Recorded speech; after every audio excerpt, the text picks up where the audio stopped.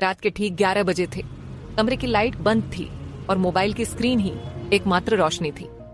तभी phone vibrate हुआ। Unknown number. मैंने कुछ सेकंड तक स्क्रीन को देखा, फिर कॉल रिसीव कर लिया। हेलो। उधर से कुछ पल की खामोशी थी, फिर एक धीमी गहरी आवाज आई। आप सोए नहीं? दिल ने अजीब सा महसूस किया। आवाज अनजानी थी मगर उसमें अपनापन था। नहीं। आप कौन? मैंने पूछा। वो हल्का सा हंसी।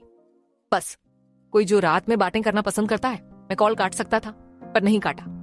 रात की खामोशी में वो आवाज मेरे कानों से होती हुई दिल तक उतर रही थी।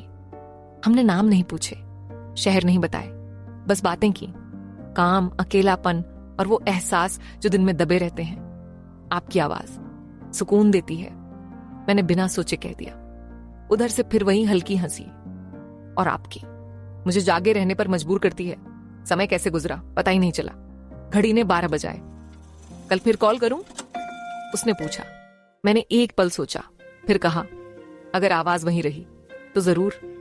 कॉल कट गई।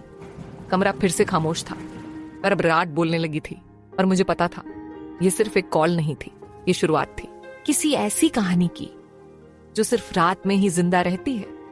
कमरे की खिड़की से ठंडी हवा आती थी। चांदनी कमरे में धीरे धीरे फैल रही थी। मेरी सांसों की आवाज ही एकमात्र साथी थी।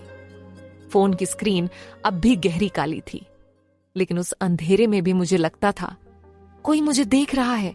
हर कदम पर मेरे दिल की धड़कन तेज होती जा रही थी। मुझे याद आया वो आवाज, धीरे से, जैसे मेरे कानों में फुसफुसा रही हो, मैं यहां हूं। और जैसे ही मैं पलटा, कमरा बिल्कुल खाली दिखा। लेकिन उस खालीपन में भी मैं जानता था कोई है। रात अब मेरी कहानी लिख रही थी। हर खामोशी में एक नया राज छुपा था और मैं बस सुनता रहा, क्योंकि अब मैं भी उस आवाज का हिस्सा बन चुका था।